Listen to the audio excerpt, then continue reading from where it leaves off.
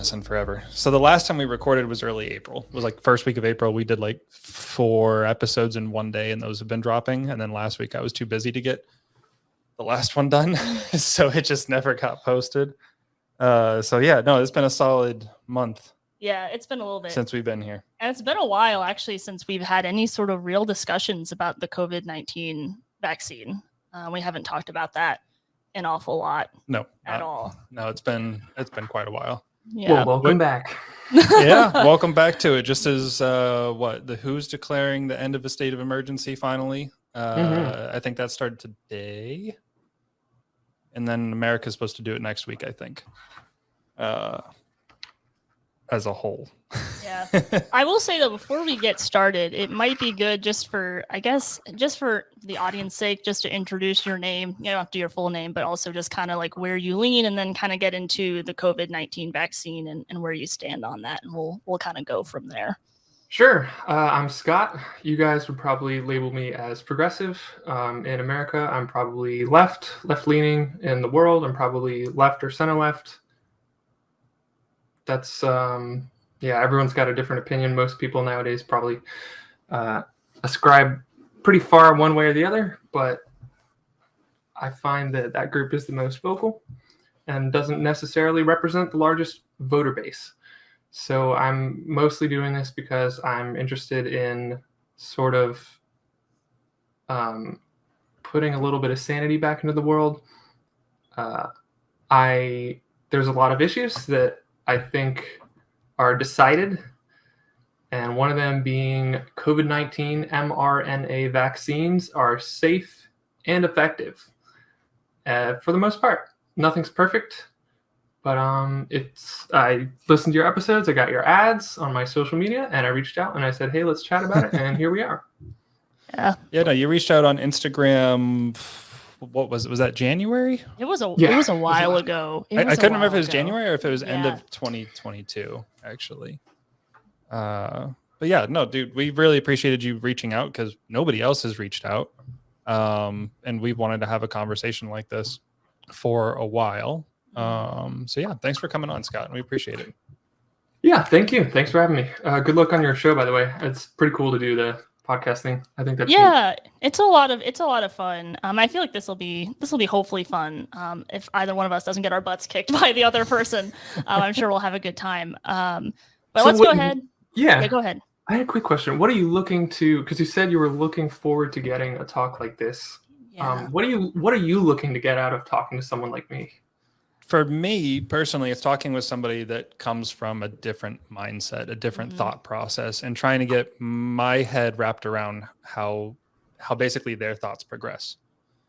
Okay. Because, typically social circles, you're going to end up with a lot of people that at least agree on, we'll say, fundamentals.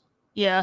And I would say to add to that, because most of our content really is us like reacting to Twitter posts from those that are on the left. You're kind of reacting to the internet version of them. And then you kind of make this assumption that, well, everyone on the left must believe this, right? Yep. And the same thing happens with the right as well.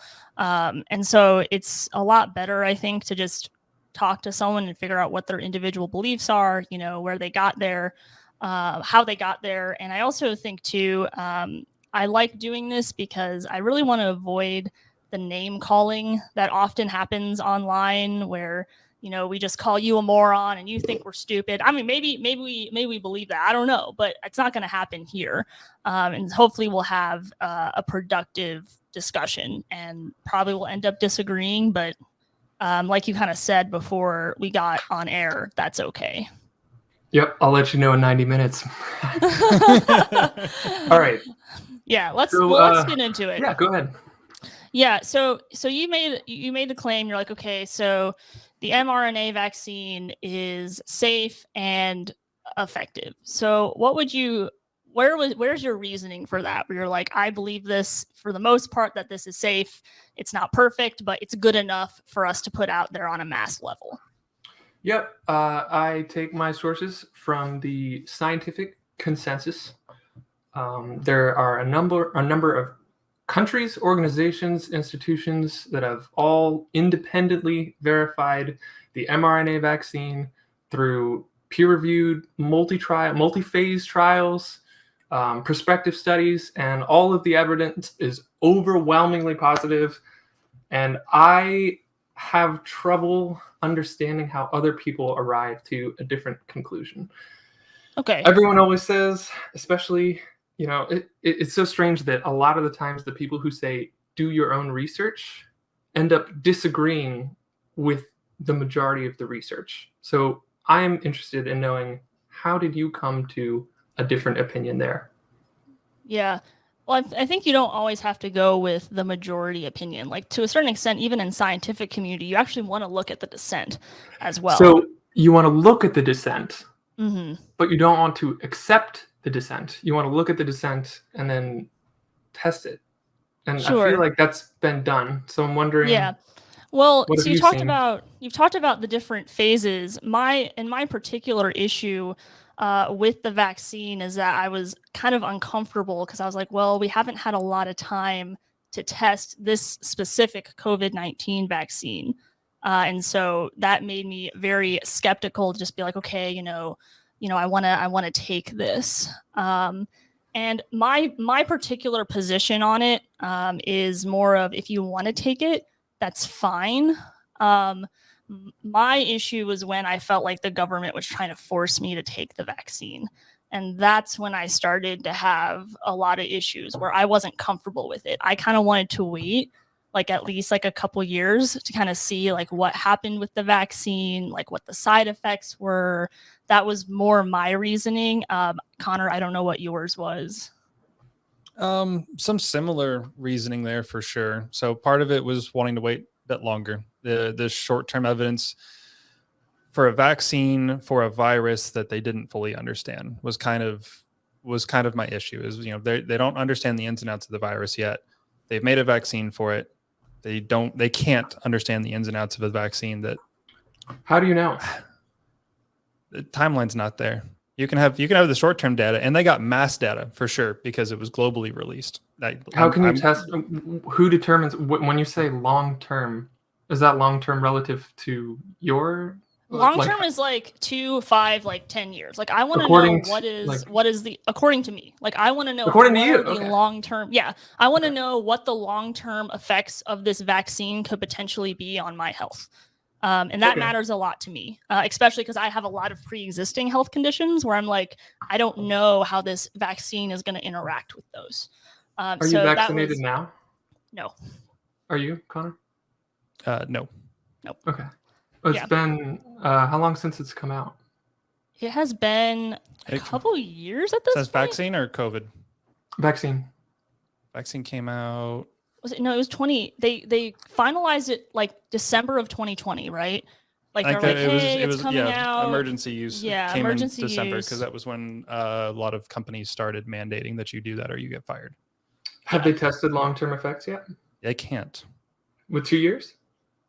2 years, not for me. For me, it's 5, 10, 15 years. It's got to go down the road. So Okay. I've always had a range in my mind getting close to 20 years. Past 20 years, there's too many variables at that point I think, to go back and say, yeah, it was a COVID vaccine. It wasn't what you were eating or drinking or the other things that you might have been doing in that time span. Okay, that's interesting. So part of it for me is just the time. And, there's a lot of things like this that I think the experts have moved on and said, this is final. We know what it is. And you know better. I'm not comfortable with it. Not that I know better. I'm just being more cautious about it.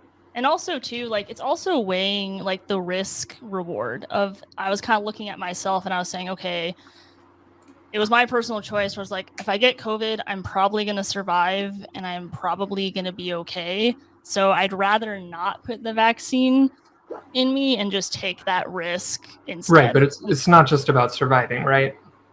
As long as you're not isolating in public the entire pandemic.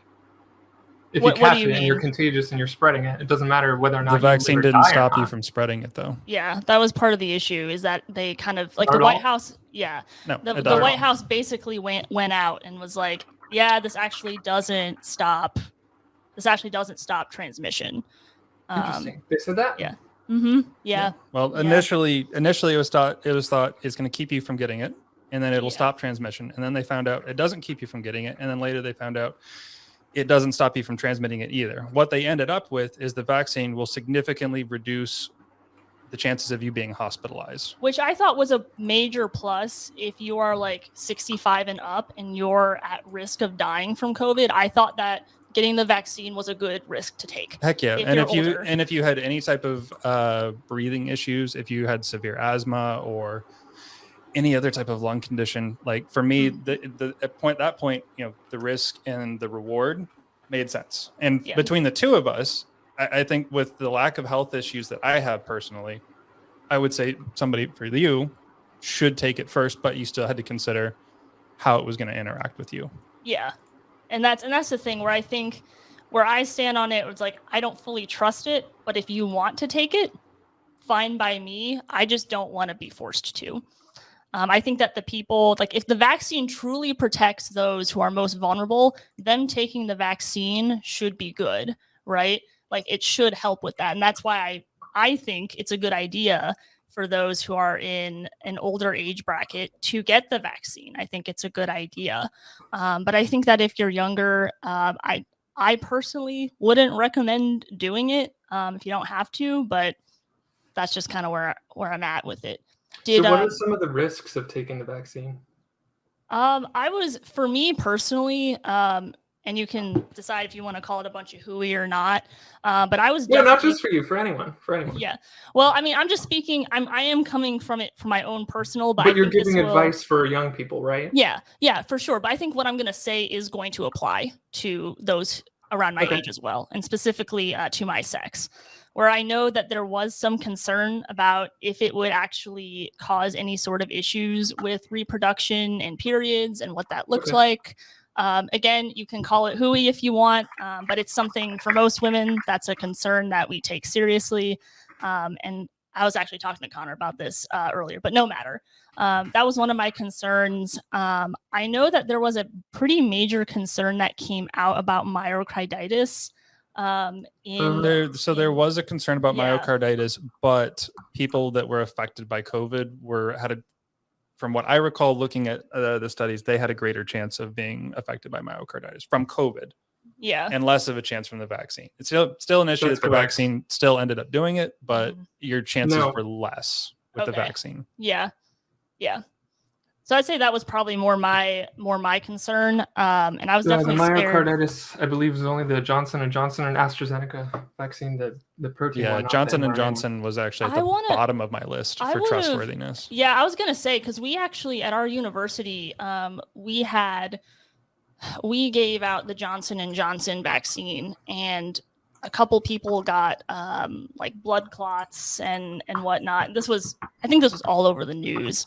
And I don't know if that's necessarily enough to stop a vaccine, because I do agree with you. Like things can't be 100% effective, right? Like there's always going to be risks for some people. So I don't know if that was necessarily enough, but we did stop using the Johnson & Johnson one. And AstraZeneca got pulled for a little while for blood clots as well. Plus, it made a bunch, specifically in Australia, they had a bunch of people test positive for HIV. False positive.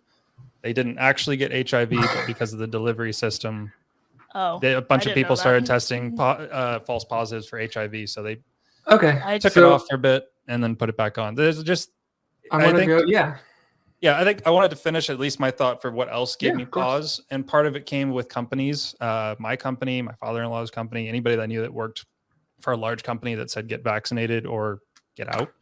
Yep. So to me, that comes at the threat of losing your job. That's forceful. The government. I know, Jordan, earlier you were saying that you didn't like that it felt like the government was making you take the vaccine. This is an example of a private employer exercising sort of their right to determine who gets to work for them or not. Are you saying that? Oh, go ahead. Sorry. No, you go. I was just wondering if you were saying that you don't want vaccine status. Like you want vaccine status to be sort of a protected class brought under that umbrella? Is that accurate? Or No, I don't think so. I think, again, the reason why I was like, for specifically COVID-19 was because I didn't feel like it was actually going to be preventative enough to require people to take a vaccine that, like we had originally said, hadn't really had any sort of long-term testing. Like there's no possible way that there could have been. And so I think to force that onto people, at certain risks, I think that was a mistake overall. Force? When you say force, I'm asking if the government comes to your house, busts your door open, and gives you a vaccine. Well, sure, not quite as direct as that, but I think threatening someone's livelihood is a pretty indirect way. The government wasn't doing that. Only with government jobs. They weren't saying that private employers had to fire employees who weren't vaccinated. The government did do it to the police force, the firefighters, the military. Right, military that's not is a private institution for me because that's a public institution. But they pretty much weaponized OSHA to do that, though. That was public institution. It was above 100 employees, right? Yeah, the government did come down with it. So the government did force the company's hands. If you had 100 employees or more, you had to mandate vaccination. I knew stories about companies that then split themselves down to get under 100 so that they could give their employees the option. I would say the government did something, maybe coerced is the right word. It's not quite forced, and they didn't bribe. Well, okay. They tried bribing. Local level bribed. Yeah. Free ice cream, free burgers, win a truck, win some guns, bunch of that. And that to me was weird. You know, you have the government trying to get you to do something, and they really are just bringing out all the prizes. You know, it feels odd. Like they're really, really trying to push you to do this. And I don't know. I think it would have gone over better without the bribes. I just feel like if COVID really was, that dangerous to people, they wouldn't have even needed the bribe, in my opinion, where it's like, if it was actually like really killing off, especially younger people, and I'm not saying that older people don't matter, but if you especially have younger people and people in the mid-range and older that are all dying the same way, there wouldn't really need to be a bribe for it. But I don't, obviously Connor brought up that point, not necessarily you, Scott, but just to ask you, some questions, because you've asked us a couple, and I want to clarify your position. Sure. You're okay with the idea? Well, actually, let me just ask the question. Do you think that the government or, employers, have the right, specifically with the COVID-19 vaccine, to ask their employees to take it or otherwise, be terminated? Absolutely. I don't think vaccination status is an immutable characteristic. It's a choice that you can make, especially when public health is a concern. It's not something you can change about yourself versus it is something you can change about yourself. And it affects the health and safety of others. So I believe about people with religions that prevent them from getting vaccinations. I don't think there should be any exceptions to that. So you just take away their job choices. You just limit their job field because of their religion. That would fall under discrimination. I don't know. Companies had religious exceptions for COVID-19 vaccines. Right. There's a couple ways of getting around protected class sort of action. One would most likely be business necessity. If you can't, if you simply have to have vaccinated workers in order to work, you're not discriminating on the protected class. You're discriminating on the fact that protected class can't get vaccinated. It'd be interesting for sure, but it's complicated. It's complicated. That's for example, would you accept other religions' clothing choices that don't align with your values if that was forced at a workplace, or no? Wait, say that. Yeah, say that one more time. One more time. Would we accept other religious clothing choices? So the argument here is, if there's a religious exemption from something that helps public health and safety, I'm saying it shouldn't matter. The public health and safety comes first. Would you accept that in other cases for other religions if that was the same way? Like allowing them to wear the clothing that they want to? Yeah, for some reason. Oh, anything. Yeah. I don't care. Unless it became like a Unless physical you're- safety issue to them Yeah. on the job, I would say, to them personally. And if Yeah. it did, For instance, wearing large baggy clothing, anything like if that. if that was Whether we're a talking job requirement, should they be allowed to work in the loose clothing or long clothing or anything? if they're going to get caught in machinery. Yeah, I don't know if it's Yeah. a perfect. I don't know if it's a perfect example because with COVID-19 vaccine, like as we've said, like it did not prevent transmission like they said. It wasn't actually a necessity. With wearing baggy clothing in a warehouse, it is obviously a necessity to make sure that your clothing doesn't get caught. Those are two very different examples. Okay, I so think I that have- I think that your case would make Well- more sense if the vaccine actually did a good job preventing transmission. We don't Um, actually care about transmission. We don't care about it spreading. We don't actually care if every single person in the world gets the illness if there's no symptoms. I'm having a hard time understanding though, because again, like I'm trying to say though, like the vaccine wasn't working the way that we were told that it was supposed to work. I'm saying that if it worked the way that you're saying that it worked, I could maybe see what you're saying, but that didn't happen. And in fact, a lot of people got natural immunity and they're proving From that it's a getting lot COVID. stronger. Yeah. From getting COVID, but you have to go through getting it first. That doesn't That's make any yeah, sense. you create herd immunity that way. You also create it through a vaccine. You can do that too, for sure. So you could either get everyone sick for real, or you could avoid anyone getting sick. Then we might as well just lock everyone up until the beginning of time because there's viruses everywhere that will kill a small percentage of a population. That's the interesting question. I think that Yeah. should be the focus, is at what point do we get the whole, like, okay, militarized government, like, okay, this virus is killing half of all people. I don't want to flip a coin. I want the government to come in and tell all these people, get their stuff in order. To me, that's an interesting question. It seems like a lot of the people fall on the side of this was too much, and the other side is this was fine or this wasn't enough. Where some people might want the extreme position where everyone, the government really should bust down your door and give you a vaccine. And then on the other hand, a lot of people say that, like, no, you shouldn't do this for any reason. I should have a religious exemption at work if I want to. I should be able to go anywhere I want without a vaccine, even if it's at the cost of endangering others. My personal freedom is more important than that. I've heard those arguments. That's an interesting, question of where to draw that line. But and that's what there's a point that I'm trying to make is that you're making the point that this was just a super deadly virus, and obviously, like, it was deadly to a certain population of people. But what I'm trying to say is that it clearly wasn't, and excuse the language, I'm going to try to be as precise as I can, but I kind of brought this up before. If it was really like killing off, like, our young people, our children, people who are middle-aged, like on a pretty consistent basis, I would probably be more inclined to your point. But the position that I'm also... That's a lot. I'm sorry. There's like a lag. I keep cutting you off. Go ahead. Okay, I'm sorry. No, I'm not trying to interrupt you either. But the position that I feel like I'm taking is pretty fair. Where I've said this multiple times. I'm like, I imagine, Scott, that you've taken it, right? Oh yeah. Oh yeah. Okay. So if you want to take the vaccine, if you want to keep getting boosted, if that's something that you want, that's fine with me in this case. But because I didn't feel like the vaccine was actually going to be effective and I wanted to wait, and there's a lot of people that have other medical reasons for wanting to wait and making sure that it doesn't mess up their health any further, or yes, for religious reasons, they should have that option. So I'm not completely against the vaccine.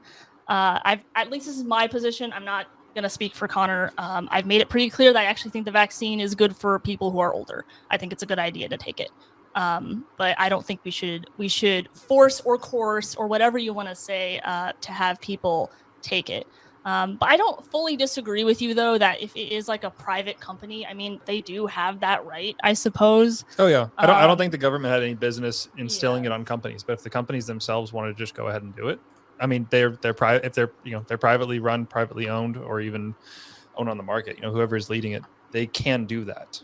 It's within their means to make that a requirement for the employees, and I don't have an issue with that. Yeah, I mean, it's not my personal preference, but what I had an issue with was the government telling, for instance, Boeing, you need to require this because you're a company of over 100 people by far. So they started requiring that. I want to say they made the announcements in like mid-November or beginning of December of 2020 when the vaccines were starting to come out, assuming we're accurate on that date. But it was November, December, whatever year those vaccines started coming out in emergency use. And they said, get this or lose your job. And you can find this in headlines and articles. They said to get this, and I know somebody that worked with them, so they had to go and get the vaccine to keep their job. Got that vaccine like a week before Christmas, and then I think January 1st or 2nd, they got rid of the policy. Once the majority of their employees, or all of their employees who were working in-house with other people got the vaccination, then they cut it off at that point. I saw other companies that I work with from mine own, they started requiring it for new employees and more or less kind of started forcing people out the door in their own company. So they did a natural turnover. Like, this is a requirement. We're not going to instill it on everybody that works here right away, but it's a requirement moving forward. And as all of you guys age out, now the whole staff is vaccinated. I think that's a more acceptable way to do it than what Boeing did. Boeing literally said, you'll lose your job if you don't get this, and then they got rid of it not even a month later, which I think is a ridiculous way to run a company. All right, so there's a couple things I just want to go over. Mm-hmm. The first point, I said this before, but it doesn't actually matter if transmission is decreased or not at all if no one has symptoms. I don't really care if every single member of the entire world population gets an illness if there are no symptoms. So I think there's a really important... It doesn't important... stop symptoms, though. It greatly reduces them, keeps you out of the hospital. Oh, well, okay. I know plenty of people vaccinated that I work with. Okay, I'm sorry. I'll be more careful with my words. When I say stop symptoms, I mean greatly reduce or eliminate symptoms. Okay, so not hospitalizing. Which is one of the most important aspects, because hospitalizations, you can't have everyone in the hospital all at once.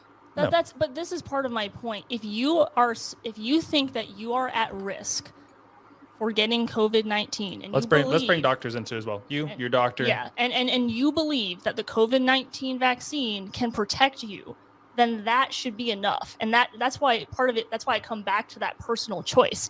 If the vaccine really works the way that you're saying it does, they should be fine with just getting that vaccine, and then they're protected, right? It doesn't matter. You'd think that, but unfortunately, that's just not how illnesses work.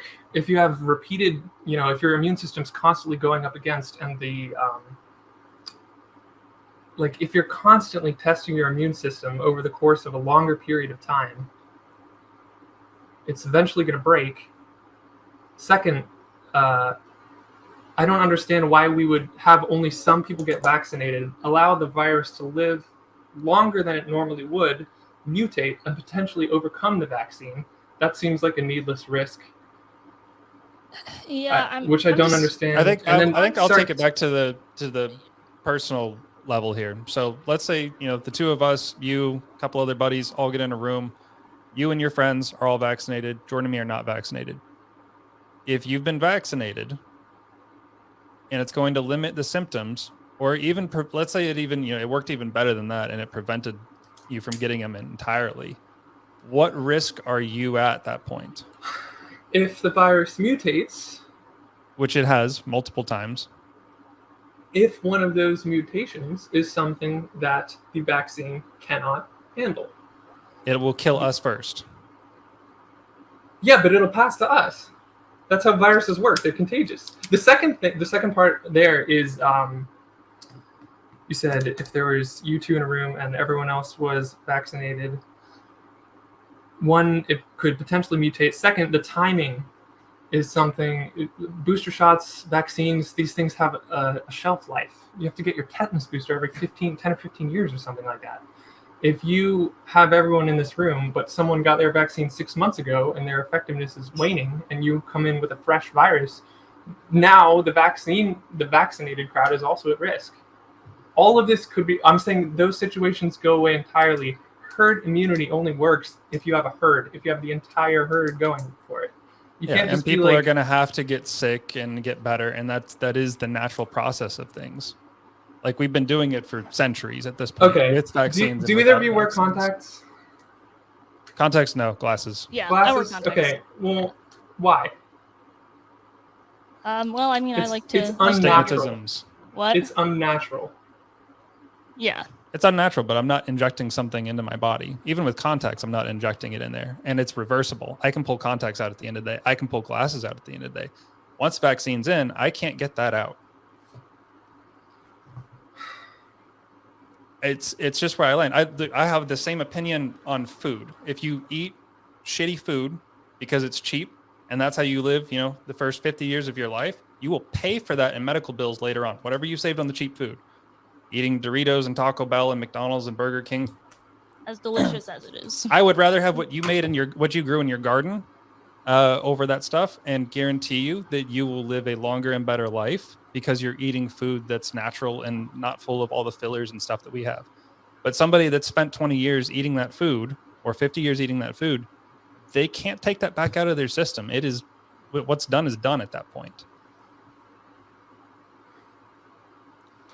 It's a very important decision to make. And that would be my end statement, that it's an important decision that I think has to be individualized, and it has to be personal. And again, I'd feel differently if I felt like the vaccine was doing a great job. Why don't you think it's doing a great job? It's not stopping transmission. That's a but problem. It's stopping symptoms. And when I say stopping, I mean reducing and or eliminating. Sure. Yeah. Sure. Why do you care if people get it if no one's getting seriously sick from it? I just feel like there could be more. And again, part of it might be personal. Sorry, just one point at a time. Yeah. If you get, what's the deadliest disease? If you get cancer, but there's no symptoms and it goes away after 2 weeks, is that bad? Or if you get a cold and it kills you, which one would you rather have there? One is like it's cancer, it's dangerous, it's scary, but there's no symptoms and it goes away after 2 weeks. Would you rather have symptomless cancer that goes away after 2 weeks, or would you rather have a common cold that kills you? I mean, symptomless cancer. With a symptomless cancer, but also cancer typically kills you, like if you don't treat it. Like it's not. So I guess I'm not understanding the example there, because you just made something not deadly. Very deadly. Yes, something you made something deadly, not deadly. So if you have a disease, but your vaccine makes it so that disease is no longer deadly, would you rather have that once deadly but now not deadly disease, and you have it, but there's no symptoms, there's no adverse outcomes, or would you rather have a very common, very run-of-the-mill illness that everyone gets, but you die from it? Well, you're kind of setting up kind of a false scenario, because I probably wouldn't die from getting COVID. So I'd probably just take COVID. Oh my God, please, just answer the question. This is so simple. Oh, I think did I answer? Would you rather have I feel like... Okay, what's like a really serious illness? Like a really serious contagious illness? Just name one. I actually don't. Tuberculosis. Oh, okay. There you go. Would you rather have tuberculosis and have no symptoms and have it go away after 2 weeks? Or would you rather catch a cold and be in the hospital for 2 weeks? Which one would you rather have? I mean, I don't know, like the tuberculosis. You're probably vaccinated against it already. Yeah. And which I know he's trying to build. He's trying to build a scenario. Like, just listen to yourselves. Would you rather not have symptoms of an illness, or would you rather have symptoms? Would you rather get sick or not get sick? That's the question I'm asking. I'd rather not get sick, but once again, we're dealing with a vaccine that didn't stop you from not getting sick. It did. The people that, on the personal level, no, it did not. You keep saying didn't get sick. No, didn't get hospitalized. I had COVID. Yes, didn't get hospitalized. That's getting real sick. No, it's not. I've had worse things. Ever heard of whooping cough before? Couldn't breathe with that. Okay, so if you've had got that when I was like 12 or 14. Okay, I'm just focusing on this. Are you saying that the vaccine does literally nothing? No, I'm not saying it literally. I'm not saying it literally does nothing. I'm saying it keeps you out of the hospital. That's what. That's good. Would you rather be in the hospital or out of the hospital?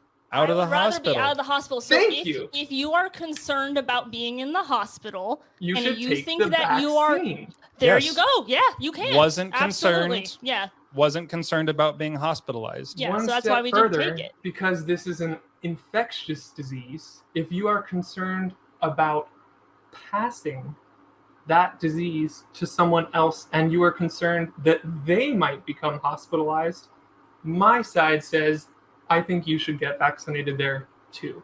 Otherwise, I am of the opinion that you don't have to get vaccinated. You don't have to do anything. I do believe that. I don't think you have to get vaccinated. I do think you no longer can participate in society. I think you should just not go in public spaces. Yeah, I mean, I guess. I think this is the point where we're starting to go around in circles. I feel like I'm going to make the same point again, so I don't want to. But again, if you are concerned about getting COVID, it's up to that person to get vaccinated.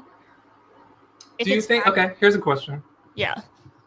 Do you think that you should be allowed to go drunk driving as long as you don't hit anyone? No. Oh, of course not. Why not?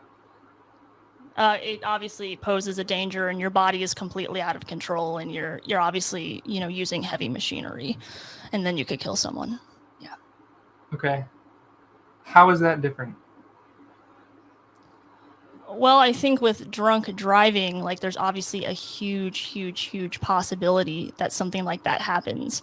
With COVID-19, I don't feel But what like if you there's don't that hit same anyone? possibility. Well, I mean, you probably shouldn't.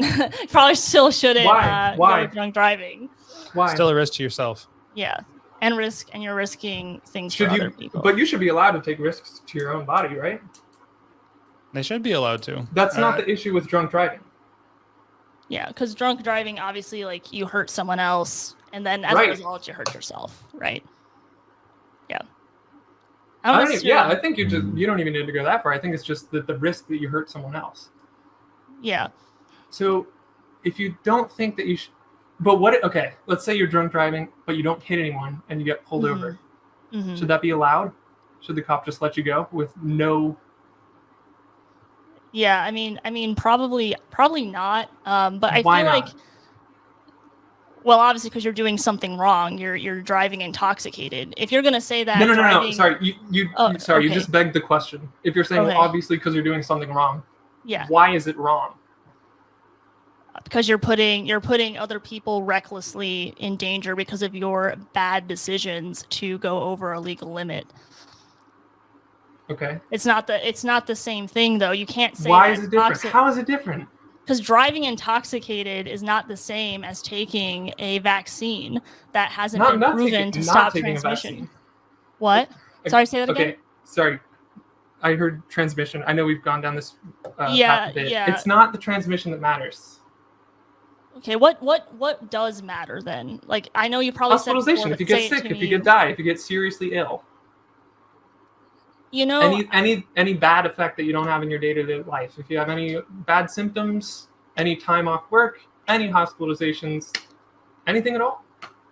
Yeah, I mean, Scott, with the argument that you're going down, I feel like you could basically say to everyone, like, don't ever leave your home. Like, don't do anything, because there's risks everywhere. There's risks everywhere. These are two different things. Mm-hmm. One, there are risks everywhere. Mm-hmm. But the choice that you're saying there is that there's just a general chaos in the world, and there's risks that aren't negligible. I'm talking about a personal decision to engage in a risky behavior. I'm talking about the person creating the risk.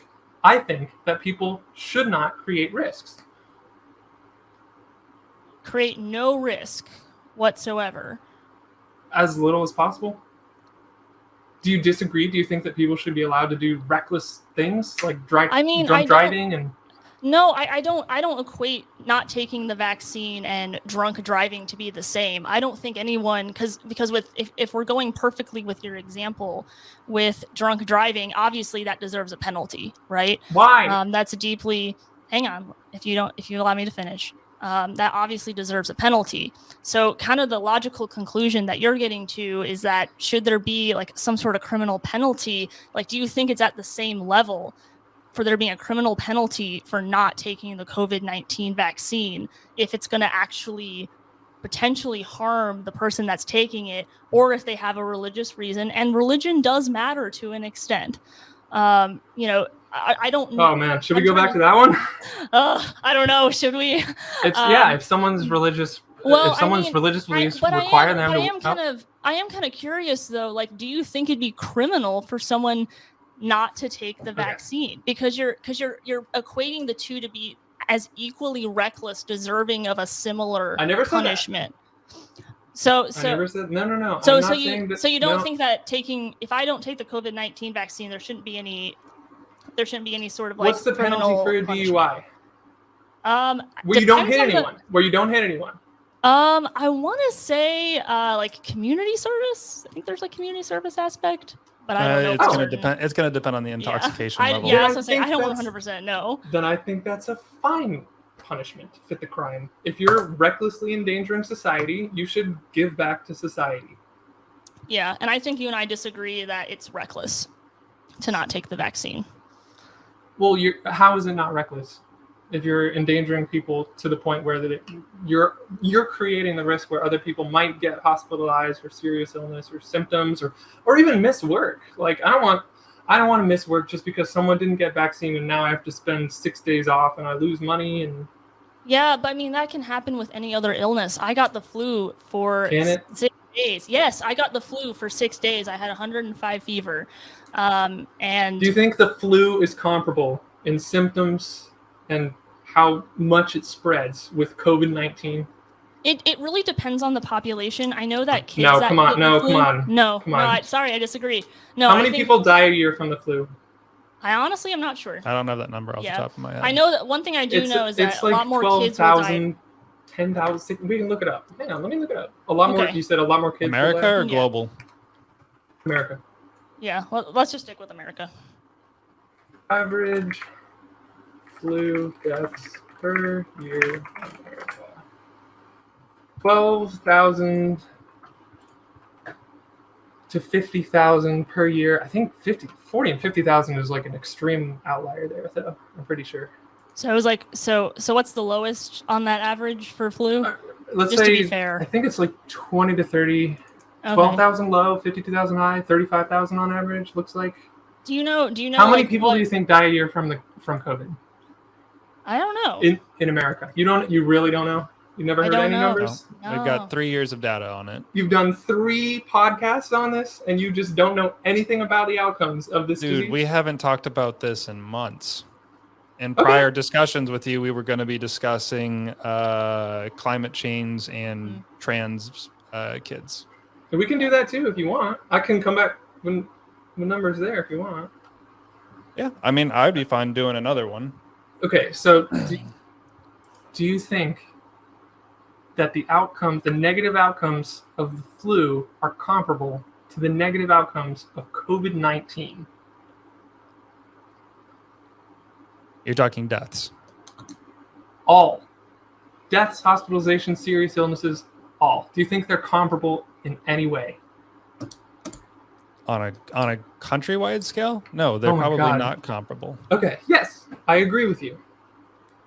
So why would you use flu as a comparison there?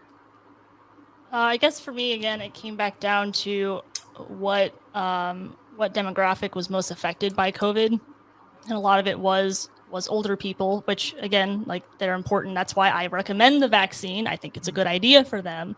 But I felt like the flu was something, if I remember my research correctly, and I could be wrong, but the flu definitely affects children a lot more, and that results in a lot more deaths. How many people do you think die from drunk driving every year? I don't know. We could look it up. You want it? Yeah, let me look. How many people die from drunk driving each year? Let me see. They're giving me state statistics. Let me look at U.S. Oh, looks like about 10,000.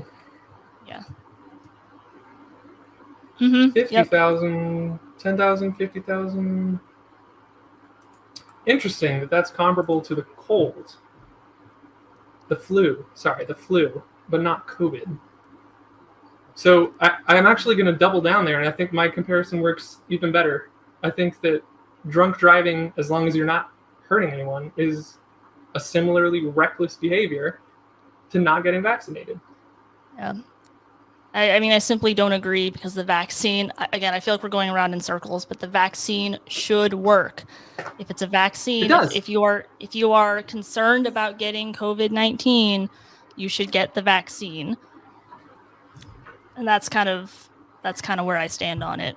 Okay, and if you're concerned about not killing anyone drunk driving, you shouldn't drink and drive. And other people, they can drink and drive all they want. Yeah, right? I just don't think that the two are comparable.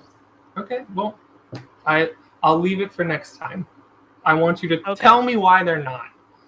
Okay. I think one area that I could hit on immediately is that drunk driving is an immediate effect. And it's intentional. Does that matter? In my opinion, it is intentional. You're intentionally drinking and driving, and you know for a fact you run the risk of killing people, killing yourselves. Do you think that diseases are contagious? Yes, I do. Here's the fun part, though. Whether let's go back to the you and me in the same room. You're vaccinated. Yeah. Have you gotten the 4 boosters? 4 boosters, whatever it is at this point. I think I got 3. I don't think I got the last one. Okay, so you're keeping up with the mutations, right? I sure hope so. Right? And if I get sick from a mutation and I survive it because it was my choice to not take the vaccine, we're on the same level at this point. And they're finding that the titers are lasting longer for those with natural immunity. You said it yourself, 6 to 8 months, and your immunity is dropping off. That's why you have to get a booster. And then you have to get another booster because you have another... Do you get your flu shots every year? No. Never? No. And do you ever get the flu? Do you want to know why I stopped? The last time that I had the flu, over a decade ago, and I stopped getting here's the thing that happened to me personally, me and my whole family. Yeah. And this isn't for everybody, right? No, this isn't for everybody. It's for me. Flu vaccine every year. Within a month, sick for 3 days with diarrhea and vomiting. My whole family, it would just hit. Oh my God, every single time. They don't work. You've proven it. Yeah, well, guess what happened? We stopped taking it. I've got it once since I stopped taking it, like 20 years ago. Dude, that's amazing. So for me, it's not for me. Do you think that you're representative of everybody? No, I'm not. Do you think that that's like a study or a... I'm a representative of the personal choices that I made. And I decided I don't want to take the vaccine and I'm going to get sick. If I decide that I start getting sick a bunch and I want to get the vaccine, I'll go and get the vaccine. Should really good drivers be allowed to drive drunk? Dude, you're not getting me on this one. No. I don't care how well you hold your alcohol in your car. And this is not a comparable. I agree with you. I think they shouldn't. I don't think anyone should drive drunk ever. I think it's too great a risk. So why do you think that why would you use what happened to you personally over? Because that's my personal experience with vaccines. At least with that one. Do you think you're different from other and a humans? bunch of others, I'm still up to date on because there's quite a bit of history on them. They've been around for years. I've had no negative side effects from them. I was not willing to take a brand new one that the government was coercing people or forcing or bribing. Yep. Do you like to be bribed or coerced into things, Scott? Oh, I love it. Does it give you a good feeling on the inside when they're like, hey, yeah, do this. If you do this, I'll give you this, or you'll lose this. It does. It just instinctually. I'll take that over dying. I have a question. You had no guarantee of dying, though. Was it tuberculosis? What was the other? You said, was it tetanus or something else? Yeah, tetanus, tuberculosis. What are the other ones? I don't even know. Have they done long-term testing on this? Yeah, man, they've been around for decades. Have you looked at it? Yes. Really? Yeah. When COVID came out, I hadn't looked at it before. Oh, but you took it before. Yeah, dude, because I was a kid. Interesting. You never got your booster? I never got the first one. Are you talking 10 or about boosters 15-year for one? the other vaccines? Yeah. Yeah, no, I went back and got those. I had to get them in You weren't a kid then, though. 2021. No, and before I got the boosters, as an adult who's, growing and thinking for himself, decided, hey, I'm going to go and look up these things. And that's where I land with the personal decision. I have no problem with you getting a vaccine. I'm not going to stop you. If you're at risk, so if you're over 60, if you have health issues, if you're obese, if you have lung issues, you are like prime targets for COVID. You're also prime targets for tuberculosis and any other type of virus that is going to attack your lung system. And that's kind of where I land with it, is if you are vulnerable, then go for it. If you want to get it, then you should get it. And if those people have it, and people are, and there's the select few who are not getting it, you're still going to have a functioning system. And here's the great thing. If it does get me and kill me because I'm unvaccinated, now you got rid of me, man. I don't want that. Now you got one less unvaccinated person that's keeping you up at night. Listen, I love every conservative, okay? I love them with my whole heart. I want you guys alive and well. Who else would I... I appreciate you not wishing death on us. Yeah, I mean, geez, you guys are doing it to yourselves. Wow. Yeah. Amazing. Well, because I feel like we could circle that one a little bit more, but probably not a good idea to keep going on that one. Probably good there. What was the other topic that before we get to the movie review? Yeah, because we're actually, what time are we at? We're at about an hour. Yeah, we're at 50 minutes, shy of the first 1 or 2 during setup. Yeah, we can move on to another topic. I don't know how long it'd take to talk about movies. Scott, how big of a movie enthusiast are you? I remember him being a big movie enthusiast. Yeah, I mean, I like movies. I'm the type of person to watch a movie completely silently and not give any reaction, and then at the end just be like, I love that. It's fantastic. I mean, we could go to movies, and if that doesn't take too long, we can move into transgender stuff if we want. No, I think I'm fine. No, I don't want to do that. Okay. That's cool. We can do movies and we can top it out. And if we want to do another one, because look, man, I've appreciated the thought process, because I think you've helped explain where you're coming from, and I respect it. And I think you have a more viable reason than most people in your arguments. And at the beginning of this, I said I wanted to see how your thought process evolved, and I think this first kind of occurred to me. Joe Rogan podcast had Bernie Sanders on. Wasn't a Bernie Sanders fan. You get all the news clips of him, video clips, 2 to 3 minutes, and just his ideas sound outrageous. I hear him in a podcast where he gets to really explain and unfold his ideas, and they didn't sound as far-fetched as they did in short snippets and articles and stuff. And so I was like, okay, so we can talk about this and get through it. Cool. Do you guys mind if I give a summary of your sort of what I gathered, what your points of view are, what my takeaway, and then we can just to make sure that I have your view right? Sure, that's fine. Sure. All right. So there's a little bit of stuff about, let's see, it was all over the place. It was, okay. There's vaccines don't lower transmission, and that in and of itself is a problem regardless of whether or not it reduces the severity of symptoms. Specifically COVID. We've got other vaccines that do stop transmission or stop symptoms. Yes. Transmission, severity of symptoms. To me, I accept 100% transmission if there are no symptoms.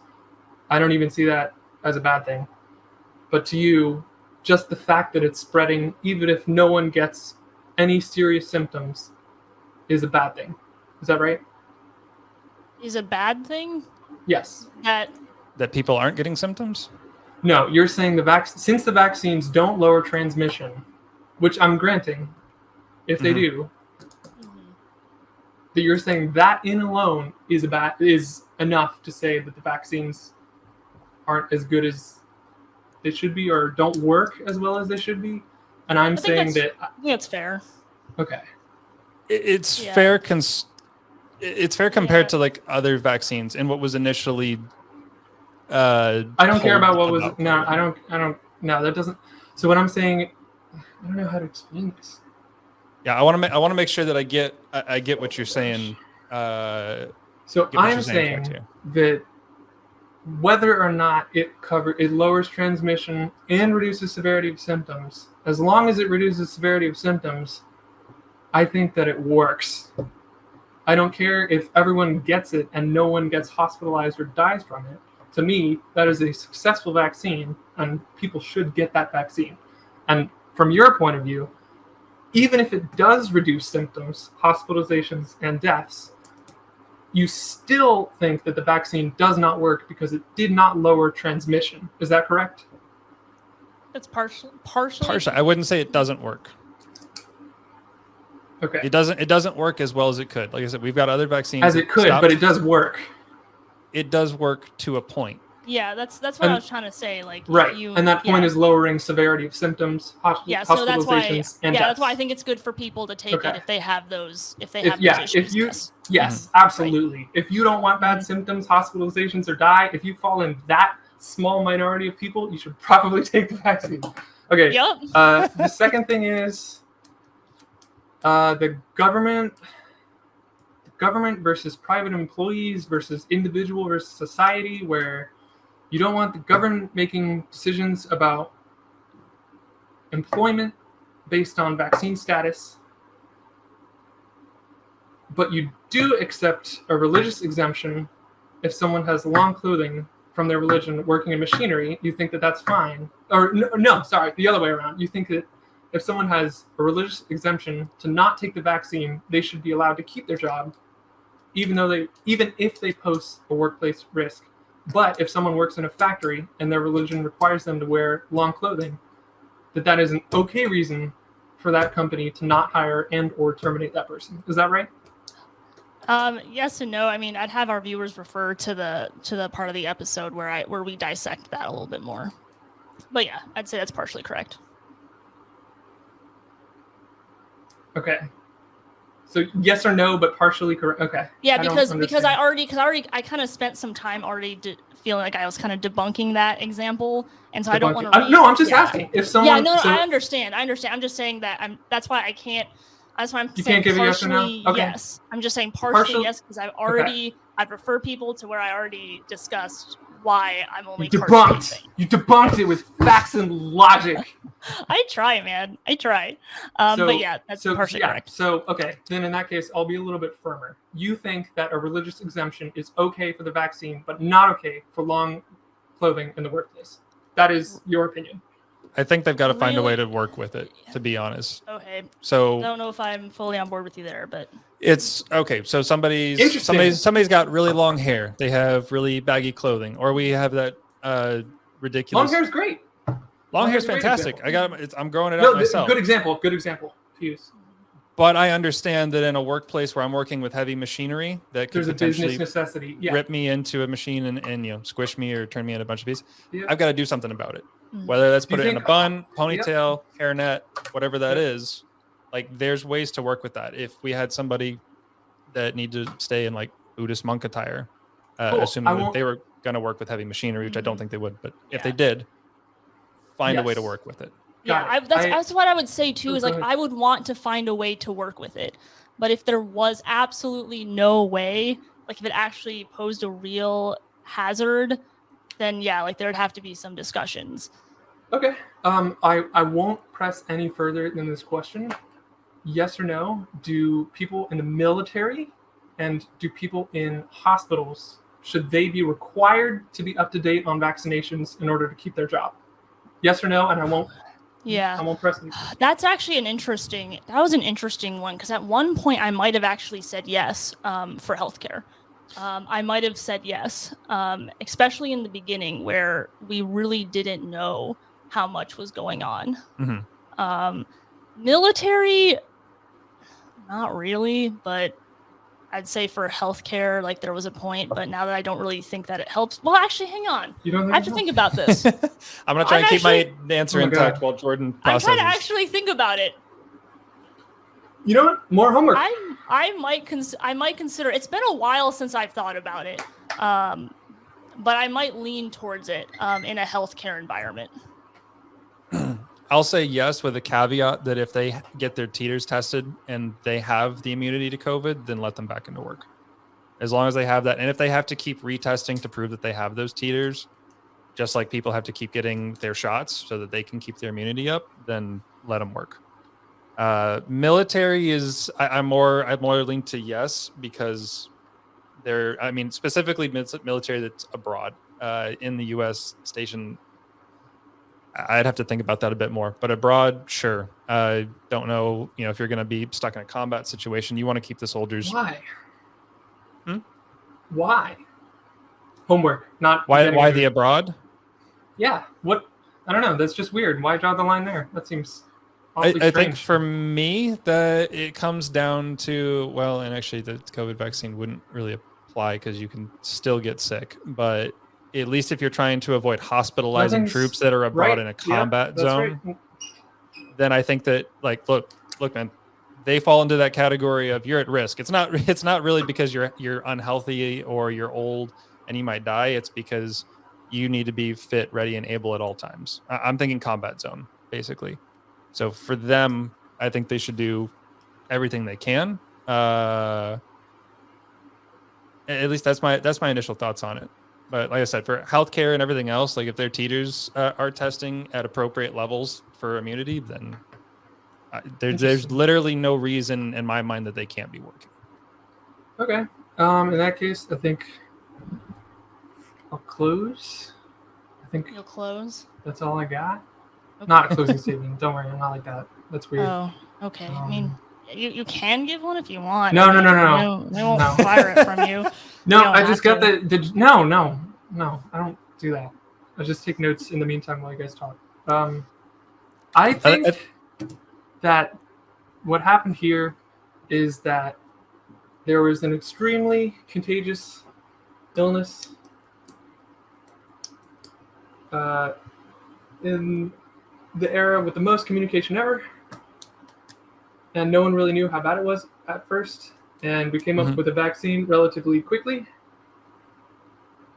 And because the illness didn't have an extreme severe negative outcome, like it wasn't killing 10% of all people, and because the vaccine wasn't perfectly 100% effective and stopped everything and reduced all symptoms and immediately worked with no boosters, I think that what ended up happening is that after the fact, instead of saying things could have been handled differently here, and here, and this isn't 100%, maybe it's 99.97%, or, maybe this wasn't as bad as we thought, or maybe we could have done more here, but not so much here, or maybe, we should have rolled it out in this manner and not in this manner. I think that instead of looking at that, a lot of people look at the facts itself. They look at the illness and they say, oh, you know what? Maybe it wasn't so transmissive. Maybe the symptoms weren't so bad. Maybe the numbers aren't as high as they actually are. And then they'll sort of like work backwards into justifying why the measures that we took didn't really have any merit to be taken. And I think government isn't perfect. Getting people to do things all at once in one coordinated effort is never going to play out the way we want it to. But just because we're unhappy with the way things turned out, it doesn't mean that actually the criteria that we used to make our decision was wrong. Maybe the criteria was right and we just bungled a couple decisions here and there. I think that's actually what ended up happening, rather than, no, we should have done this the other way. All of the info was wrong that led into these decisions being made. But that's sort of the vibe I get. Yeah, I mean, I do understand that perspective. I feel like that's a lot fairer of a perspective that I've heard from the left. I don't know, Connor. Oh, sorry, I'm away from the mic. But no, I think that's a fair enough perspective. Don't know if I like 100% agree with what you're saying, but I do understand. I You actually don't. understand. We Yeah. just had to talk about it. Yeah. But I do respect it though, and I understand what you're saying. So I'm good with your summary statement or closing argument. No, don't. No, please, God, no, don't. I'm not that person. Go listen to your people, whoever they are. Yeah. Whoever gives closing statements. Those are like for very formal debates, which we're not going to do. Do you guys do? I feel like you guys were like debate high schoolers. We're gonna start a podcast, call it Resident Skeptics. I No. only did like a little bit of debate when I was in high school. I did some debate. It was the You worst. did do debate. See, you shook your head. I did not. No, the reason why I shake my head, and I'm going to explain why I'm shaking my head, is that I was so horrible at it in regards to like, it was like a formal debate. Like you had to have like your opening statements, the rebuttals, and all of that stuff. And maybe I made a mistake saying I was horrible at it. But we were like in sophomore year, and we only had like 7 minutes of prep time overall for in between all these different things. And I literally had one classmate. I hope she never listens to this. But she wasted our prep time writing down on a piece of paper, "Hello, my name is Jane Smith," and like wasted time just like writing random things. And I was like, and so I was really upset about that. But no, I did a little bit of debate, and that was about it. Of course. Yeah. Nope, no debate classes for me. Anyway, we can get into something more fun if you want. Yeah, sure. Yeah, go for it. Yeah, right. let's hit it. All right, so Knives Out 2. So Connor did not watch the first Knives Out. Just for the record, he did not watch it. Did not have the time. He didn't watch it. I barely got this one in. Yeah, but he did Wait, watch... so Jordan, you were the one who was saying for me to watch Knives Out too? Yeah, did you watch it? Did you watched it, right? I watched both. I did my research. Okay, yeah. All yeah, right. okay. So do your own research. So there was Knives Out 2. That's what we're going to discuss. Actually, I'll let Connor go first and say what he thought of it. I really enjoyed the movie. First of all, it's a pretty original storyline in the latest decade, where we just keep getting regurgitated stories and remakes, and it's gotten fairly boring with Hollywood writers. Geez, where do I start with this? First of all, the acting was fantastic. Enjoyed all the actors, Daniel Craig and Edward Norton. And I'm going to blank on the rest of the actors and actresses because names are not my forte. There's like Kate Hudson, Janelle Monáe, Dave Bautista? Yeah. It is Dave? I don't know why I was thinking it was John for some reason. No, it's Dave. But no, Dave sounds right. Yeah, so they had a pretty good star-studded cast, I suppose. Yeah, no, they did. I'm trying to think of like it was... I immediately started liking the movie as it was progressing because you kind of got a bit of mystery, and then they kept giving like false flags. What killed me, I think, the most was that, and this is like jumping to the middle of the movie. But I mean, there were little things that were standing out to me, like the stupid dock that wasn't there at high tide, and as they came up, it was like showing as low tide went. And like, that's not how docks should work. And this is a genius billionaire on his own island, so he had like a bunch of these stupid things that just didn't work. And it was noted that he didn't even make the puzzle boxes. There's like it starts like sowing these seeds just kind of off to the side, like, hey, maybe he's not this brilliant mind that he's being made out to be. But all of his friends adore him as being this amazing person who's just hard to understand, and in reality, any characters you latch onto? Any characters that I latched onto? I think Daniel Craig's character I really liked. Just oh yeah. I mean, his initial solve of the party murder game was just... I've always loved stuff like Sherlock and stuff like that. So him just kind of running through like how this was all going to happen and all the little hints that he got along the way was fantastic.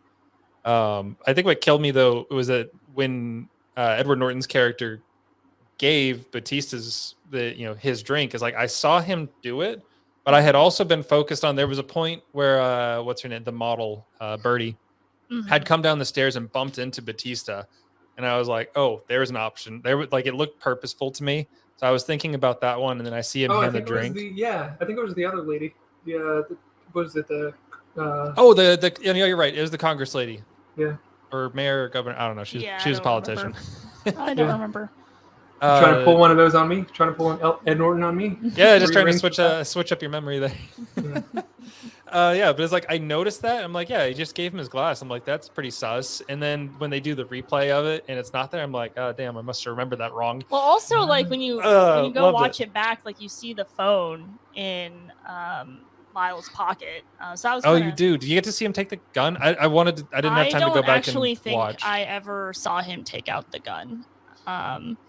I don't think I ever did, but I did like Daniel Craig's character probably the most for obvious reasons. Like he was better, and you didn't see the first Knives Out. The first Knives Out, in my opinion, is way better. Was he the returning character? That's the link there. Is that he's the returning character from the first movie? Because my understanding is there's not really a story link or anything between the first and second.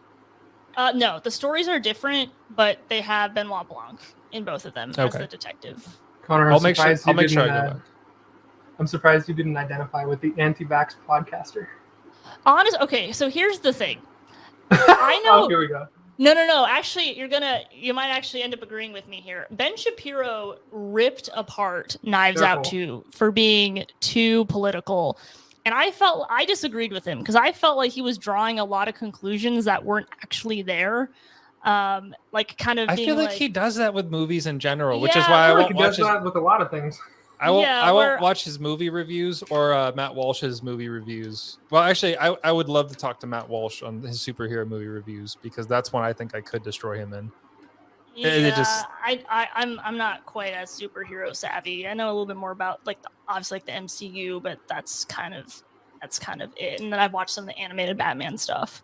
But no, I felt like he was kind of silly where it kind of made it more political than I think the movie actually was, because I think Miles was just supposed to be like a dumb guy that made it to the top. I don't think the writer Ryan Johnson was trying to make Miles into Elon Musk. I did not see that connection that Ben Shapiro made, but that was just me. I thought to be honest, here's the thing. Do you guys listen to movie reviews by Ben Shapiro? Is that what I'm gathering? Jesus. I do because sometimes God. I don't agree with all of them. But that's why I said I ended up disagreeing with them. I was like, I don't agree with this. But here's the thing. I thought the movie was a good, fun popcorn movie. I did feel like there were some plot inconsistencies of what did Miles think happened to the twin? What was her name? Andy. It doesn't sound like he knew about her to begin with. Well, because he killed her, and then suddenly. Oh, you're talking about from when he shot her. Yeah. So he killed her. He killed her. He gave her the sedative, right? Oh, okay. Sorry. I'm confused. I'm confusing Andy with Helen. Yeah. No. So he gave Andy the sedative, and then put her in the car in the garage, and then suddenly she shows up at the island. So what's the This is what's the audience? She survived. That's what I'm thinking, but I felt because roll with it. So he makes it look like she suicided herself, right? And then he sends her an invite, which is to cover the tracks that he killed her. It's like he doesn't know that she's dead, so I'm gonna send her this invite, and then surprise, she shows up. She also looks pissed because it's her sister, who knows that Miles killed her. So I think I think Scott's right, is that he thought that she survived. And, that's probably why he was pretty darn worried when she got off the boat. Okay. You could tell he was taken off guard. I guess I took it a completely different way, that he knew that she was dead, and then suddenly she shows up at the island. Maybe that's just my own issue. I don't know. But I thought it was good overall. I mean, I liked the film. I thought it was fun. I didn't think it was as good as Knives Out. You really have to see the first one. I'll go back and watch the first one. I enjoyed this one quite a bit, so I'll definitely go back and watch the first one. What do you think of it, Scott? Oh, I love him. both great. Favorite parts? I don't know. I really like it's. I feel like a couple years ago we all got sort of over detectived with the movies. Like with Like which ones? Like the Sherlock Holmes and all the Sherlocks. Yeah, all but those the, were like 2000, what, 2007 and 9? Even then, like all the TV shows where it's like this. yeah, there's like the BBC. Okay, yeah, ones. there was a lot. It And then they did notices everything. the Ella Holmes Sherlock show and a couple. I mean, there's more than just Sherlock. Like there's lots of detective shows out there. So the reason why I like these movies, I think 2 reasons. One, there's a lot of extra information, like you said, where there's so much information happening that you're not able to pick out which ones are key to the sort of big reveal. And I like that. Before, they tried to just hide the key details at the beginning, but now they just throw everything out, and you're just overloaded with information so much that you can't even try to really solve it, because like you said, with the little bump with the glasses, you're like, oh, I got it, and then it's nothing like what you thought it was, but you still already watched all the other stuff happen. And then the second thing I like that is that it's that old like show you the first third of the movie and you think you know what happened, and then it cuts back in time. And you see it through like a whole new perspective, and it's like an extended flashback where everything makes sense, but it's you're seeing everything in through like a whole new perspective. I think that's really cool, and I like that. Yeah, I felt like they did. I think like it can be kind of cheesy to do twins, like that can be kind of weird to do, but I felt like it was done well, or I felt like it was acceptable, and I liked that. Yeah, I mean, it played an important plot point to the movie, so I think I don't know. I didn't find it as cheesy. I mean, it was like the perfect opportunity to pull something like that off. If she had looked different, or had been a brother, or something like that, like you wouldn't be able to pull that off, and we would have had a very different movie at that point. Well, what would you rate the movie on a scale of 1 to 10? Scale of 1 to 10. I'd probably give it a solid 8. I need to rewatch it a couple more times, because I feel like with movies like this, there's lots of little details that you may not catch the first time, and watching it back, you can find them, because now you're not as invested in the plot, because you know what's going to happen. So now you have more time to observe, characters in the background, objects that are getting placed in different ones. Like they kept showing the Mona Lisa from the very beginning. I'm like, all right, you got to do something with this thing at some point. And you kept hearing the doors go up and down every time somebody would raise their voice, or their phone would ding, or whatever it might be. I'm like, all right, this has got to play a point somewhere later on. And specifically the little gnome that he had to bring the glass down. Yeah. And it's like, down there in the final moments, it finally had it all had its final piece. The doors were up because of the fire. It's the Mona Lisa, and his house is going up in flames because he wants to put an invention out that is, untested and not safe. Or I should say it's not finished. And yeah, they should wait to do long-term testing on that. Probably should. Probably don't disagree. But what about you, Scott? Where would you rate it? I'm gonna ask you 8 or 9. It's pretty good. 8. Okay. Now compared to the first Knives Out. I like that one a little bit better, but I liked them both. Okay. Jordan. I would say I would rate it a 7, and then the first Knives Out, I'd rate it like a 9. Okay. I did feel like the first one was just really good. And I honestly thought, what's her face? Anna.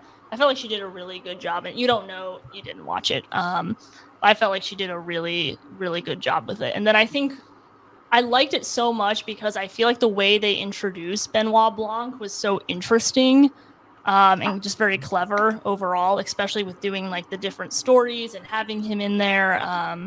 Won't give too much away for you, Connor, but it is pretty good. Yeah, no, I definitely want to watch it. I've kind of been on a kick of watching a couple different movies that are, I don't know, they're not heavily advertised. The Gentleman was one. You wouldn't watch it. There's too much swearing. That is fantastic for people that can handle swearing and violence. So The Gentleman, and then there was a Bullet Train. think that's what it was. That one had, what was his name? Brad Pitt? Yes. Yeah. Well, I mean, it had Brad Pitt. It had a bunch of other people in it too. Yeah, but it's all like, I remember is Brad Pitt. all right, they're on a train. We've seen stuff like it before, but they had so many twists and different plot lines that were all kind of colliding at the same time. It's like it made it fun. It was creative. It was fresh. I think this is what we're looking for because Disney's got their formula for each franchise that they own, and it's gotten a bit stale. And a lot of the other movies they're putting out are kind of regurgitated storylines. So I do feel like we've gotten a couple of gems in the last couple of years that have been fun. And I would consider the Glass Onion Knives Out to be one of them. So I really enjoyed it. I will definitely have to go back and watch the first one. Yeah. We have Dune 2 coming out as well this year. Wait. Dune. Shoot. I didn't watch Dune. You didn't watch it? Did you guys watch the Dungeons and Dragons movie? No, I want to so bad. I did watch it. I did. I thought it was really fun. Like, I just thought it was a fun movie. Yep. Thought it was good. Dude, Hugh Grant? I know. I thought he was. It was funny. No, yeah. It was just so out of character. I'm like, what is this guy doing here? But he killed it. Yeah. No. Yeah. I love that movie. I thought it was just a good, fun adult movie. I really didn't have a ton of complaints about it.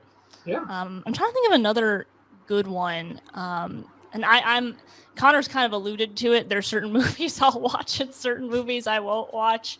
But I think I kind of implied it that I thought the first Dune movie was good. It was a little slow. But again, I haven't read the books for it, so I don't know if that's the way it's supposed to be. It was a little slow, but it was cinematically so beautiful, and I thought everyone acted very well in it. Did you see it, Scott, or no? No, I don't go out to movies too much, especially since movies nowadays are 2.5 hours long, and I just can't. You can't do it. I can't do it. Oh yeah. I feel like they've gotten to a point where they might want to put a brief intermission. I would love that. We do it for plays. Because I can sit there for 2.5 to 3 hours, but I gotta be purposeful that I don't have a giant soda or even water on me because you're gonna have to go. I always have to go to the bathroom. That's a problem. So we do that for music shows, plays. Yeah. We do it for everything else. But they're not doing it for movies. I feel like it's not. They might start.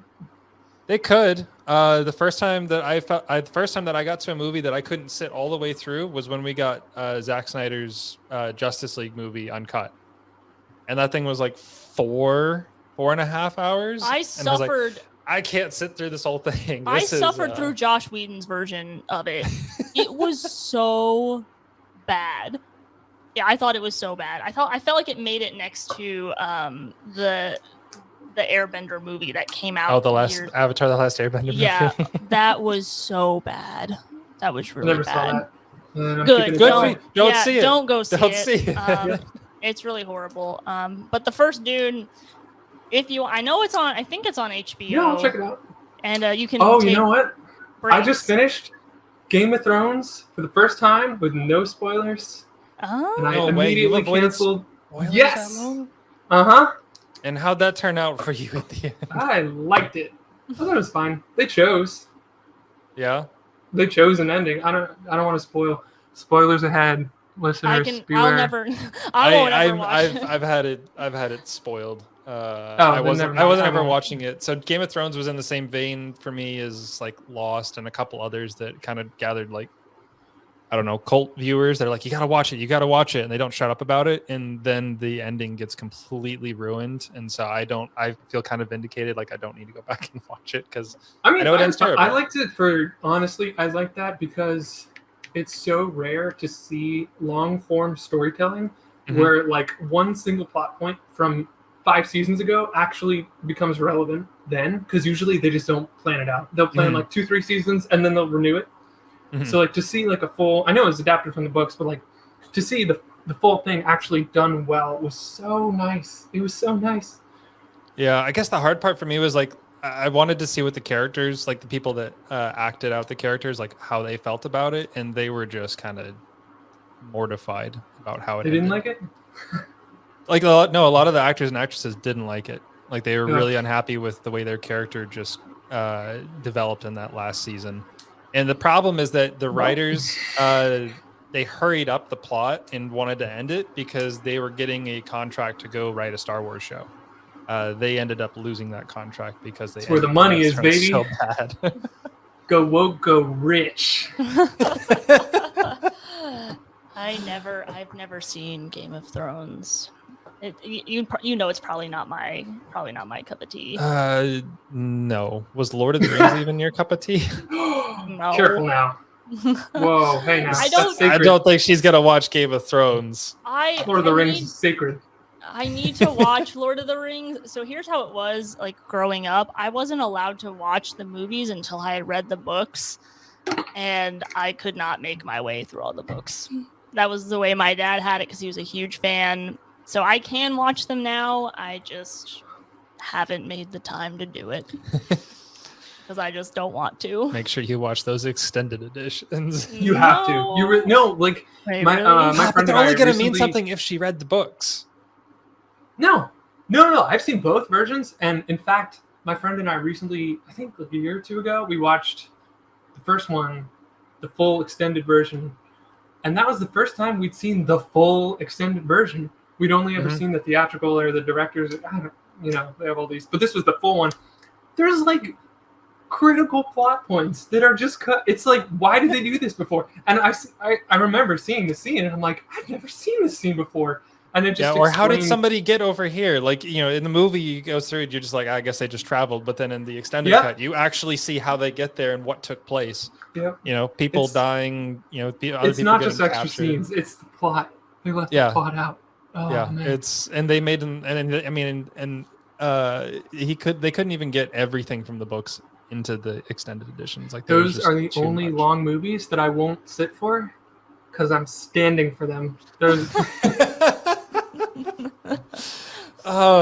Yeah, and honestly, just how well Lord of the Rings was made. So when they had like the massive armies and stuff, this is on like a movie making note, but like when they had like a huge charge on horses and battle armor and everything, like the first, I don't know, 3 or 4 rows, which is probably 50 to 70 people long, maybe more. The first 3-4 rows are all real people, real horses. Then they CGI'd the rest of it, and that adds like this crazy realism to it. Oh, so it looked real. Even today, a lot of it stands up. Okay. And they're old at this point. All right, I was getting concerned there for a second. The problem is with the Hobbit movies. Those suck. They CGI'd basically everything. And have you guys ever noticed that like when you watch a CGI'd movie like years ago when we just had HD TV, so it's 1080 pixel, and then like Avatar is a great example actually. Not The Last Airbender, the Blue People one. So that came out, looked fantastic on HD. If you went and got a 2.7K TV or a 4K TV, all of a sudden it didn't look as real as it did on HD. So The Hobbit looks even more fake now than the original trilogy. That's okay. I'm gonna actually circle back to something. That's the one thing I didn't like about the Dungeons and Dragons movie. I did feel like the CGI wasn't fantastic. That's the one thing I would say about it. Sorry, that just reminded me. Like I knew I had one gripe with it. Maybe a little more. Maybe they need a little bit more puppets enhanced with CGI. So I think that's where the Star Wars movies, I think they did well, was incorporating a lot of puppetry and then enhancing them with CGI. Once Preston took me to that puppet museum, I have a whole new respect for puppets now. Preston's my wife. She took Jordan to a puppet museum. Was it specifically for the Dark Crystal? Is that what it was for? It was. I think that's what it was. It was for other things. There was a Dark Crystal exhibit, but there were like other puppets too, like Elmo and stuff like that. Okay, yeah. Dang it! I had something else about. Okay, so the Hobbit series, didn't totally like it. I do think that the subplots they wove in with the White Orc and stuff, I thought they did that rather creatively because it didn't destroy the integrity of the original Hobbit storyline. Like they kind of just wove it in there alongside of it, and it didn't derail anything. That was fine. But The Hobbit to me is probably my favorite book. There's like, what are you doing? Like taking stuff from The Hobbit and being like, no, you know what? This needs more. I can do better than The Hobbit, the book. I don't know. I never got that, but I'll watch them. They're fine, but they're nowhere near. Didn't they split The Hobbit into like 3 movies? Yeah, it's did. one book, and they turned it into And a trilogy. The Hobbit's a pretty small book, right? It's not like massive. It's not big. Awesome book. Do you think it could have just been put into one movie, or do you think they stretched it out for maybe more not. money? Maybe I think 2 I don't movies. know. Maybe 2. Yeah. Okay. 2, I don't maybe have a 1. dog. I don't have a dog in this fight. I was just curious. Yeah, no, I think Has Ben Shapiro not come out with a review yet? If he did, No I probably idea. wouldn't watch it. I don't think it would mean much to you if you haven't read the books or watched the movies. No, it's not. It's one of the things I didn't keep up with. Obviously, I think everyone kept up with the MCU until Phase 4. Or I feel like Phase 4. Like, I haven't watched enough of it, but I was never interested enough to watch Phase 4 because I felt like with Endgame, like it was good. I felt like I had resolution, and I didn't want to ruin that. I felt like I had closure. But I've heard like Phase 4 is kind of like a hit or miss, just depending on the movie. I think they're like 50-50 for movies that are being reviewed well by audience. I don't know. I'm trying to think. So Spider-Man, somebody remind me of the name of that one. No Way Home? No Way Home? Oh, is it No Way Home? Is that the one with the 3 Spider-Men? That one was awesome. That one was like perfect. That one's the best of Phase 4 at this point. Shang-Chi was pretty. Shang-Chi was pretty good. It was good. Oh, I don't watch any of the other ones. I haven't watched anything. So I'm trying to think of all the ones that I have watched that are Phase 4. So Spider-Man. What about Shang-Chi. the Doctor? You watched the Doctor Strange? I watched Doctor Strange. I thought it was stupid. A lot of people probably gonna give me. Wait, the flack for first that. one or the second one? Second, love the first one. First one was really cool. The second one, like they were making it. First of all, if you watch WandaVision, the TV show, Nope. okay. So Wanda, I'll give you a brief, but Wanda, after losing Vision, has got some PTSD stuff to work through, and her magical abilities come into play, and it messes with a lot of people. So she has this whole character arc in the TV show where she gets through that, and then kind of goes off to work on herself, and then they completely reverse it in the Doctor Strange movie, like it never existed. It just flip of a coin. Like she was doing one thing at the end of the show, and then you get to like, hey, how's Wanda doing? The complete opposite. She's right back where she was before, actually worse off. And there's like interdimensional travel, and like we just glimpsed like 7 different universes as they were like falling through them. We don't really see anything. Child actor, always kind of a risk. She did okay. It wasn't anything impressive, but what annoyed me the most was that, and this is I feel like this kind of bleeds over from Disney doing Star Wars, where it's it's a bit more serious and the humor's maybe more dry. I would say from Star Wars. They tried to make this movie scary, like it was supposed to be like a magical horror, multi-dimensional movie, and it just had too many goofy, stupid jokes and banter that it just killed it. I was like, I cannot take this serious. At one point, you get Doctor Strange fighting an evil version of himself from another universe. They literally like pull music notes off of a page magically and then throw the music at each other, and of course, it makes the sound of the note every time it hits. So like one of them's throwing a piano and the other one's throwing something else. And it was just like, this is dumb. I want out of this theater. Is pretty much where I ended. So like I think I had that conversation with your dad. He's like, it's too deep. It's too steeped in like the spiritual, like evil side of things. And I'm like, honestly, it was so dumb. Yeah. Anything evil about it went right out the window. It was too corny. I couldn't do it. All I've heard is that CGI eye that he had right there. And that was the worst CGI third eye that I have seen, I think, ever. Like, it was just they give him a third eye at the end, and it looks like it's photoshopped on. I kid you not. It's really bad. You can just find still pictures of it online, and you'll see how bad it is.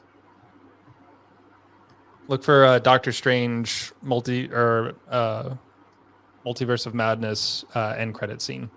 It really won't tell you anything because it didn't tell me anything. No, I've seen the movie. Oh, you did say it. I thought you said you didn't.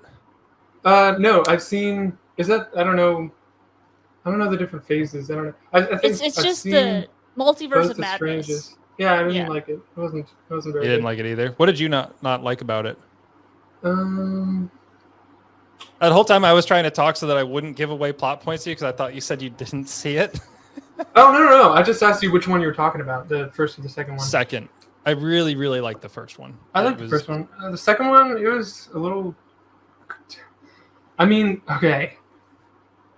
It's kind of funny because the second one was more comic booky than the first one, with all the extra. I don't know if you guys read those like old school comic books, but they do even cornier stuff than the music. Though it's like they really old on. comic books do. Yeah. And like at the end when he was doing all the like, what was it, like possession and all the crazy stuff with the wings and the shadows and everything.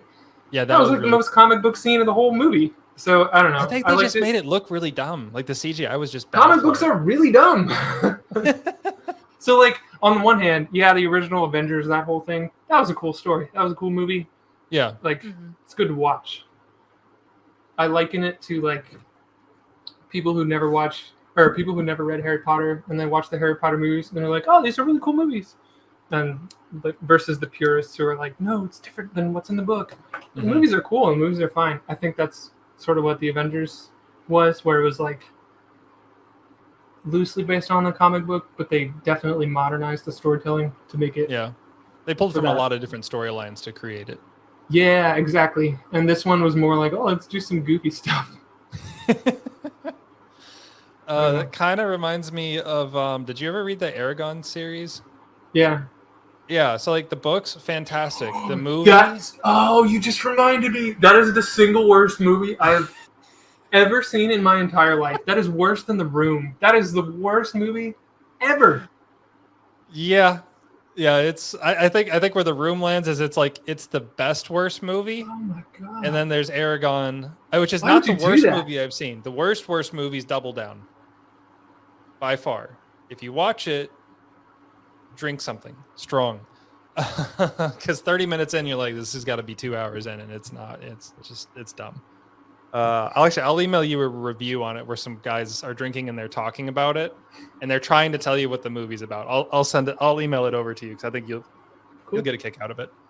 But yeah, I think if you hadn't read the books and you went and watched Aragon, you were like, this is a cool movie. Dragons, this is pretty fun. But if you'd watched the books, you'd know that they botched the storyline so bad they couldn't even continue to do a second movie that would even be remotely based on the second book. Too many characters. There were characters that died that shouldn't have, and characters that lived that should have died. And they were in the wrong place. Like, that one hurt. And I would liken it to Avatar: The Last Airbender, which I know you said you didn't see the movie, but it's on that level bad compared to the animated series. Yes. I love the show. The show is perfect. The show was beautifully done and beautifully animated. Cool. But, dude, I think that was a fun note to end on. Yeah. I'm pleased. Look, guys, we have something we agree on. Kind of. No, don't do that.